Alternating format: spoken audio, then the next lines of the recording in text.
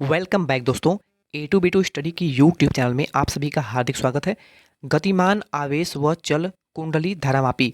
दोस्तों आज हम फिजिक्स के एक नए चैप्टर को स्टार्ट करने वाले हैं जिसका नाम है गतिमान आवेश व चल कुंडली धारामापी। बहुत ही मोस्ट इंपॉर्टेंट चैप्टर है आपके फिजिक्स का। और moving charge and moving coil galvanometer, आज इस चैप्टर को हम पूरा कवर करेंगे, इसके थ्योरी के भाग को पूरा कवर करेंगे। और इसके नेक्स्ट पार्ट में हम आपका इससे रिलेटेड जितने भी न्यूमेरिकल या फिर ऑब्जेक्टिव टाइप क्वेश्चन है हमेशा की तरह आपको हम वे क्वेश्चन भी करा देंगे। तो दोस्तों अगर चैनल पर फर्स्ट टाइम विजिट कर रहे हैं तो चैनल को सब्सक्राइब कर लें और बेल आइकन को भी प्रेस कर लें, जिससे आपको हमारी आने वाली हर नई नई वीडियोज़ का नोटिफिकेशन भी मिलता रहेगा। तो इसी के साथ स्टार्ट करते हैं हमारी आज की ये क्लास।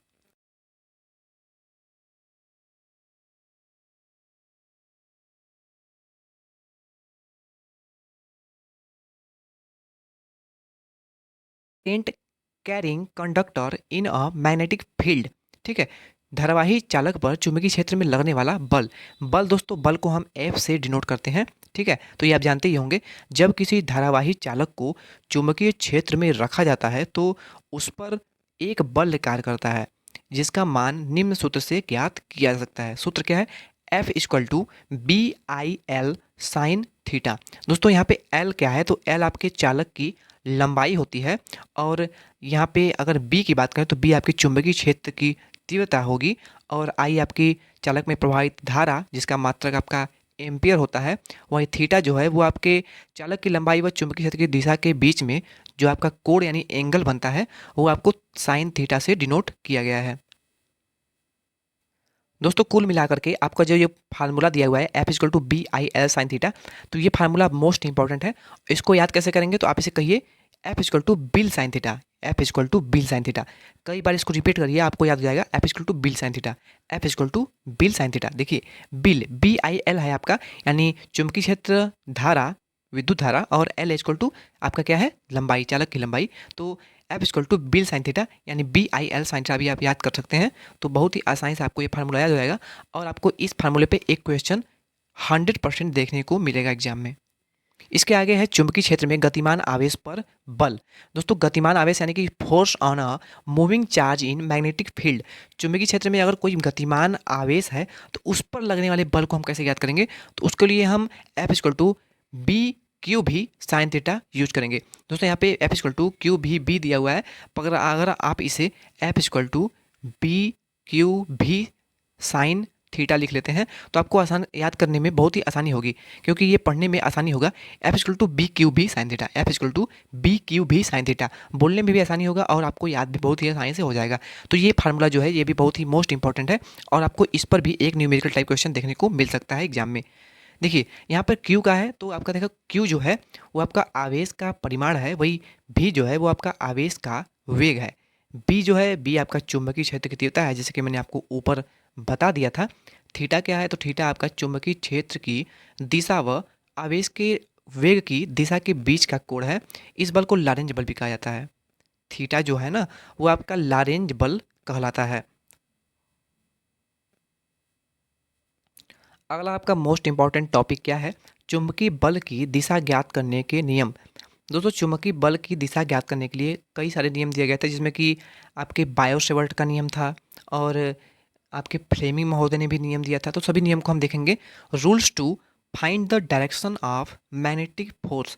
चुंबकीय क्षेत्र में रखे धारावाही चालक पर लगने वाले बल की दिशा। अगर चुंबकीय क्षेत्र में कोई आपका चालक एक रखा हुआ है, चालक यानी कोई भी, अगर वायर को ही ले लीजिए, तो उस पर लगने वाला जो बल होगी उसकी दिशा इस नियम से ही ज्ञात किया जा सकता है। इसके अनुसार कैसे हम ज्ञात करेंगे? देखिए पहला जो नियम है वो है दाएं हाथ की हथेली का नियम। ठीक है, पहला जो है वो हमारा वो है दाएं हाथ के हथेली का नियम, राइट हैंड पाम रूल। ठीक है, यदि हम एक रेखी चालक को, आपका एक रेखी चालक है जिसको कि हम अपने दाएं हाथ में इस प्रकार पकड़े कि अंगूठा चालक में बहने वाली धारा की दिशा में हो, यानी उस चालक को हम इस प्रकार पकड़ें कि जो आपका अंगूठा है ना वो चालक में बहने वाली धारा की दिशा में हो। तो चालक को पकड़ने पकड़ने के लिए, जैसा कि आप इस फिगर में देख सकते हैं, चालक को पकड़ने के लिए अंगुलियां जिस दिशा में बंद होती हैं ना वही दिशा चुंबकीय बल रेखाओं की होती है। तथा चालक पर लगने वाला बल जो है वो हथेली के लंबवत हथेली के धक्का देने की दिशा में होता है। समझिए, अगर मान लीजिए ये आपका हथेली है और ये आपका कौन सा हाथ है, ये आपका दायां हाथ है, ठीक है। आपने किसी चालक को पकड़ा हुआ है, तो अगर आप इसे चालक को पकड़ा हुआ है, अगर आपको चालक आपने इस प्रकार पकड़ा हुआ है, तो आपका जो अंगूठा होगा ना, वो आपके धारा की दिशा को बताएगा। वहीं आपकी जो ये तर्जनी अंगुली होगी, जो आपकी तर्जनी जो होती है, तर्जनी तो यही होती है ना, तो जो आपकी तर्जनी अंगुली होती है वो चुंबकीय क्षेत्र की दिशा को बताती है। वही आपका जो मध्यमा अंगुली होती है वो बल की दिशा को डिनोट करती है। तो यही आपको बताया गया है दाएं हाथ के नियम में। दोस्तों इसके बाद हम नीचे देख लेंगे फ्लेमिंग का बाएं हाथ का नियम, जो कि मोस्ट इंपॉर्टेंट है। फ्लेमिंग का बाएं हाथ का नियम क्या है, इसको हम समझेंगे। तो फ्लेमिंग का बाएं हाथ का नियम, फ्लेमिंग्स लेफ्ट हैंड रूल। यदि हम अपने बाएं हाथ की अंगूठे व उसके पास वाली दोनों अंगुलियों को एक दूसरे के लंबवत इस प्रकार फैलाएं कि पहली अंगुली जो है वो चुंबकीय क्षेत्र की दिशा में हो, दूसरी अंगुली धारा की दिशा में हो, तो अंगूठा चालक पर लगने वाले बल की दिशा को डिनोट करेगा या बताएगा। समझिएगा इस फिगर से, ये आपका हाथ है, आपका बायां हाथ है, क्योंकि बायां हाथ का नियम है फ्लेमिंग के। तो अगर आप अपने हाथ को कुछ इस प्रकार फैलाएं, ठीक है, आपका ये जो मध्यमा अंगुली है वो आपकी इस प्रकार हो और आपका जो तर्जनी हो वो सीधी हो, और बल आपका जो हो ये आपका इस प्रकार हो। जब अपने हाथ को, अपने हथेली को आप इस प्रकार फैलाते हैं, तो आपका जो अंगूठा होता है ना, वो आपकी बल की दिशा को डिनोट करेगा या दर्शाएगा। वहीं आपका जो तर्जनी होता है वो आपके चुंबकीय क्षेत्र की दिशा को प्रदर्शित करेगा। वहीं आपकी जो बीच वाली उंगली होगी, यानी जिसे मध्यमा बोला जाता है, वो आपके धारा की दिशा को या फिर धनात्मक आवेश की गति को दर्शाता है। तो यही आपका जो है, यही सब कुछ आपका जो है वो आपके फ्लेमिंग महोदय के बाएं हाथ का नियम दिशा गया था। तो बहुत ही इंपॉर्टेंट है ये आपका फ्लेमिंग के बाएं हाथ का नियम, तो इसको भी आप नोट कर लीजिएगा। दोस्तों इसके बाद हम देखेंगे बायो-सेवर्ट का नियम, यानी बायो-सेवर्ट लॉ। इस नियम के अनुसार किसी धारावाहिक चालक अल्पांश के कारण किसी बिंदु पर चुंबकीय क्षेत्र का मान जो है वो निम्न सूत्र से ज्ञात किया जा सकता है। सूत्र क्या है आपका, तो सूत्र जो है वो काफ़ी इंपॉर्टेंट है आपका। सूत्र जो है वो है D B is equal to mu zero four pi I D L sine theta by R square. इसका मात्रक जो होता है वो वेबर पर मीटर स्क्वायर या फिर टेस्ला भी कहा जाता है। तो ये फार्मूला जो है आपका बहुत ही मोस्ट इंपॉर्टेंट है। यहाँ पे आपको डी भी लिखा हुआ है, अगर आप चाहें तो यहाँ पे डेल बी भी लिख सकते हैं, ठीक है। तो यहाँ पे आपका हो जाएगा डी बी इक्वल टू आपका mu zero by four pi into आपका I D L sine theta by R square आपका है, ठीक है। ये आपका साइन थीटा है, sine theta by R square. तो ये फार्मूला जो है वो बहुत ही मोस्ट इंपॉर्टेंट है। ये जान लेते हैं कि इसमें फार्मूले में आपका म्यू, आई डी एल या फिर आर, ये सब क्या क्या है। तो आर जो है वो आपकी अल्फांश की अभीष्ट बीच से न्यूनतम जो दूरी होगी वो आपको आर से यहाँ पे डिनोट किया हुआ है। डी एल क्या है, जहाँ पर मैंने आपको बताया हुआ था पिछली वीडियो में कि डेल एल भी से लिखते हैं। तो डेल एल जो है वो आपकी अल्पांश लंबाई को डिनोट करता है, दर्शाता है। देखो यहाँ पे आपको आर दिया हुआ है, तो आर जो है आपकी मूल लंबाई भी से कह सकते हैं। वहीं यहाँ पे अगर आप डेल आर भी लिखना चाहें तो वो भी आपका गलत नहीं होगा, पर वो आपकी दूरी को ही डिनोट करेगा, जो कि अल्पांश लंबाई कहेंगे। थीटा क्या है, अल्पांश की लंबाई व अल्पांश को बिंदु से मिलाने वाली रेखा के बीच बना कोण, जैसा कि हमने ऊपर पढ़ा हुआ था। दोस्तों इसमें जो आपका म्यू जीरो है ना, ये आपका नियतांक है, नियतांक यानी कि कांस्टेंट वैल्यू है, और इसका एक नियत मान भी होता है। म्यू जीरो जो है आपकी निर्वात की चुंबकशीलता इसे कहते हैं, और मैंने आपको बताया हुआ था कि म्यू जो होता है ये आपका चुंबकशीलता होता है। वहीं आपका जो एप्सिलॉन जीरो होता है या फिर एप्सिलॉन नॉट भी इसे बोलते हैं, तो ये आपकी विद्युतशीलता कहलाती है। एप्सिलॉन जीरो जो है ना, ये आपकी विद्युतशीलता होती है। वही म्यू जीरो जो है वो आपकी चुंबकशीलता होती है। म्यू जीरो इक्वल टू इसका मान क्या होता है, तो इसका मान होता है 4 पाई इंटू 10⁻⁻⁷, 4 पाई इंटू 10⁻⁻⁷, और इसका मात्रक होता है weber per ampere metre. Weber per ampere metre इसका मात्रक होता है, इसका म्यू जीरो या फिर म्यू नॉट का।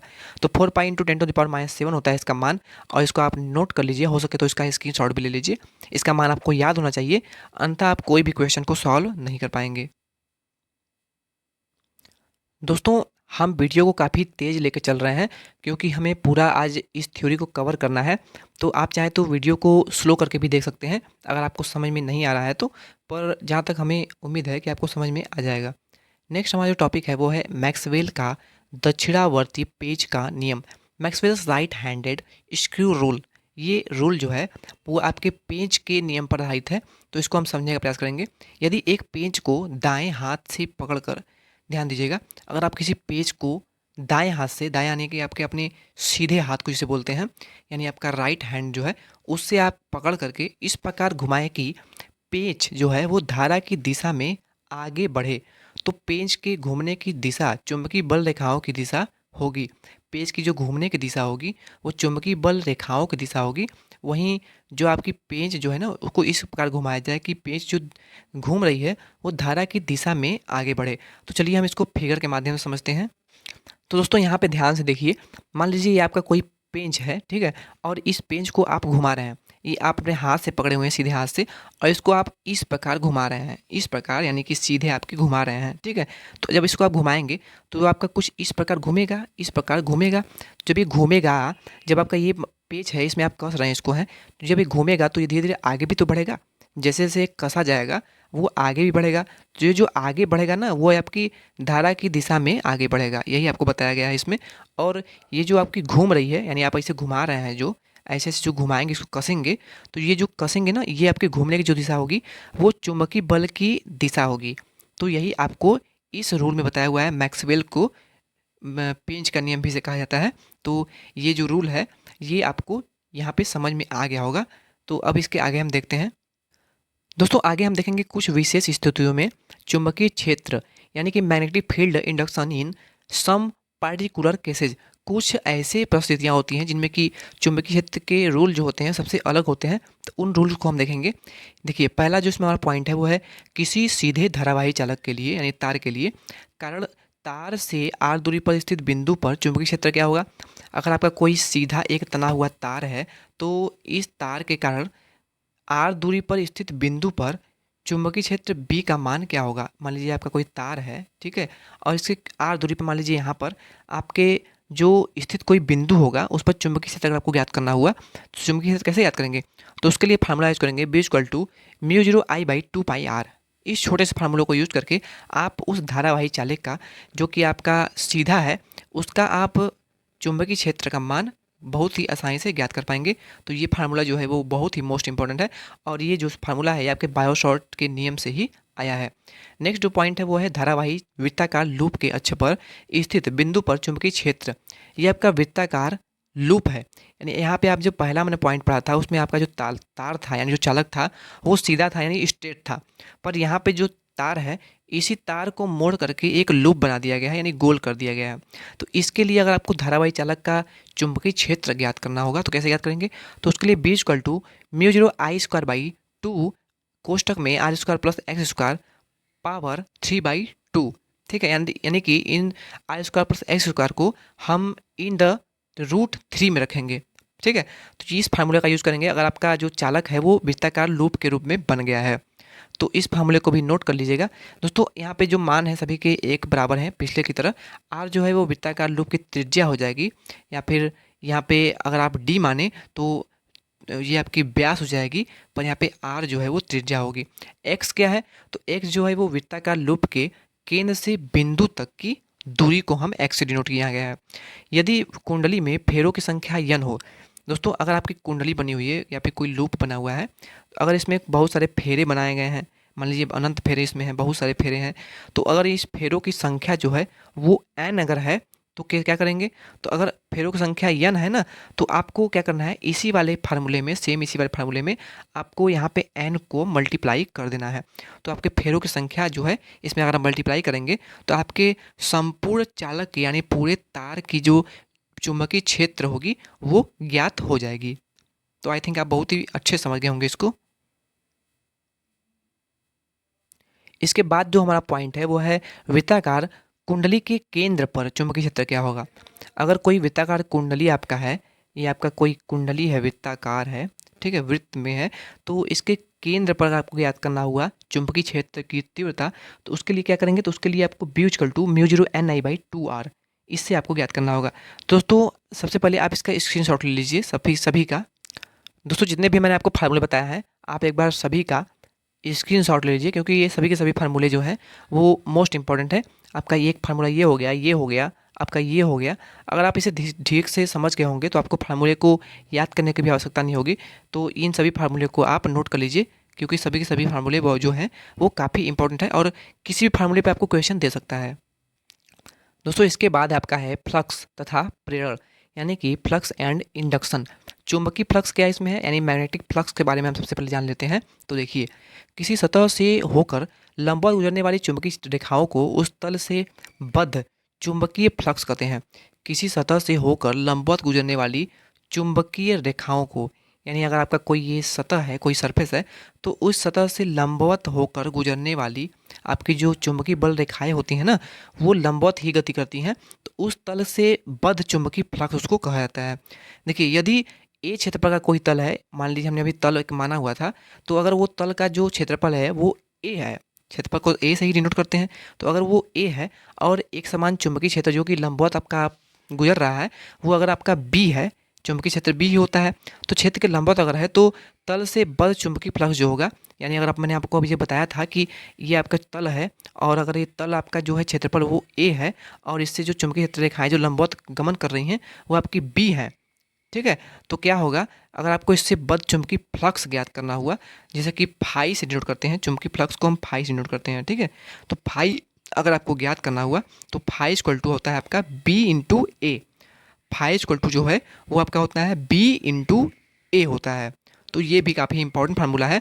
और अगर ध्यान दीजिएगा, यदि चुंबकीय क्षेत्र सतह के लंबवत न होकर के सतह पर खींचे गए लंब से थीटा कोण बनाए, यदि आपका जो क्षेत्रफल है वो ए है और वो क्षेत्र के लंबवत न हो, तो दोस्तों यदि चुंबकीय क्षेत्र सतह के लंबवत न होकर सतह पर खींचे गए जो लंब हैं वो उसे थीटा कोण बनाए, यानी जो मैंने आपको बताया था अभी कि ये जो लंबवत होते हैं, जो लंबवत पड़ते हैं, तो अगर ये लंबवत नहीं पड़ रहे हैं,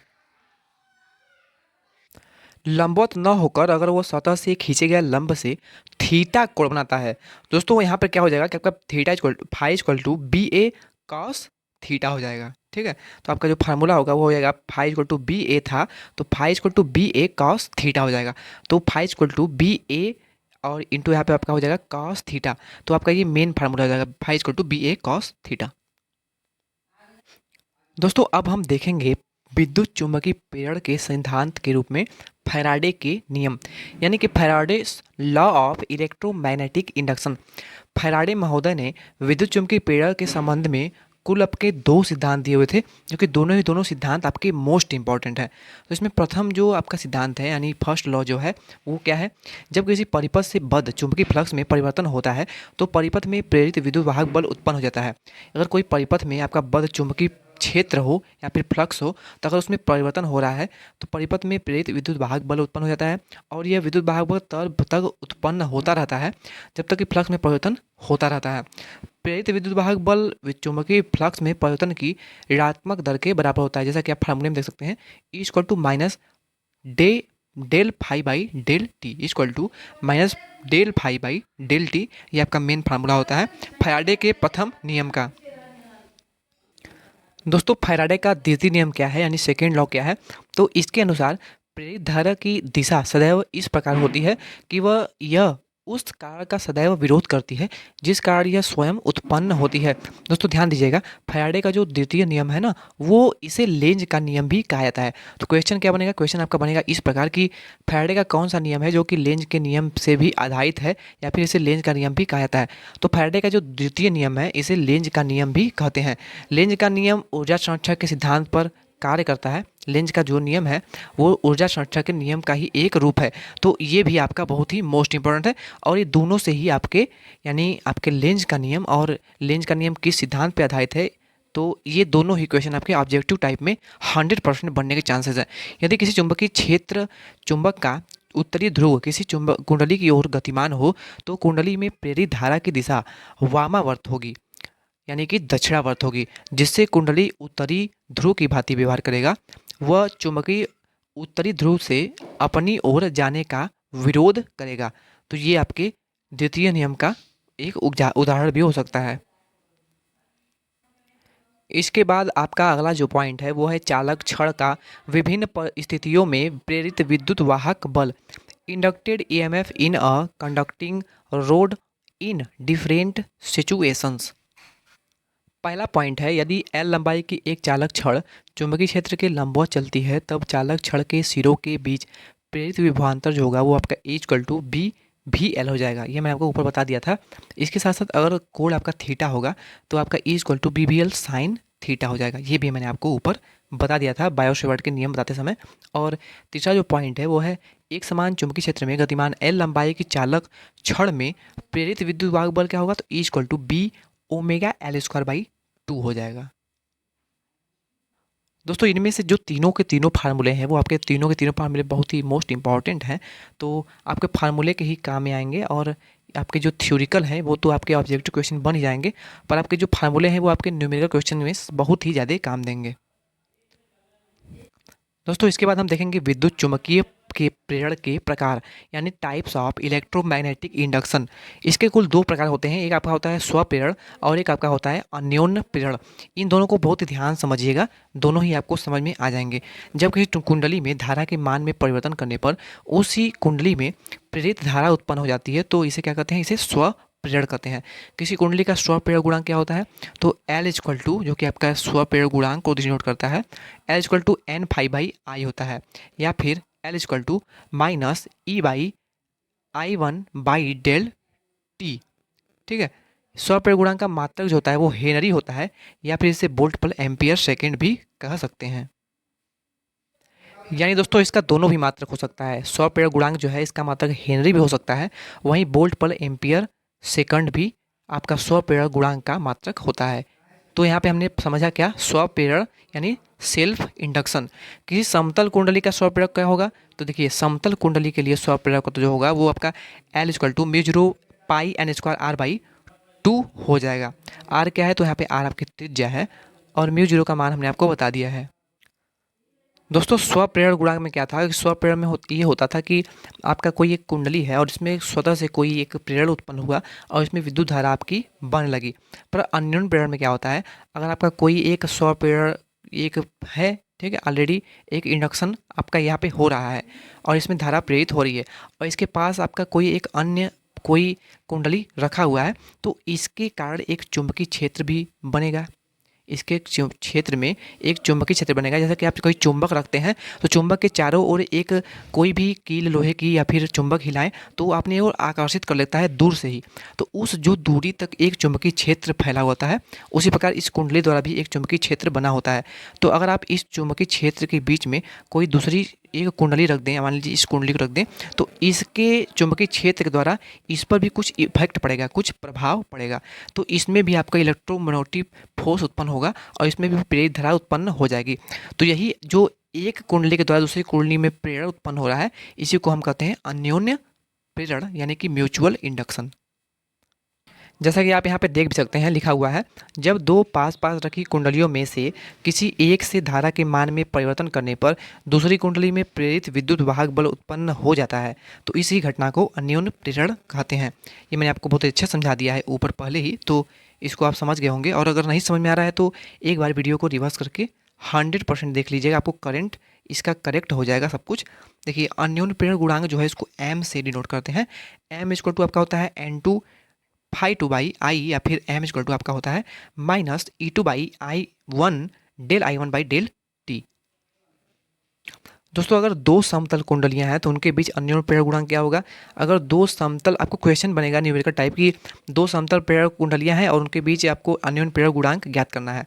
आपको उनके फेरों की संख्या दे देगा और आपकी उनके बीच की त्रिज्या दे देगा, दूरी दे देगी, ठीक है, तो आपको ज्ञात करना होगा। तो उसके लिए फार्मूला यूज करेंगे, उसको यूज करेंगे क्या, M equal to mu zero N1 N2, यानी पहले कुंडली की फेरों संख्या वही दूसरे कुंडली की फेरों संख्या यानी N2 pi R2 square by 2R1, यानी पहले की त्रिज्या वही दूसरे की त्रिज्या।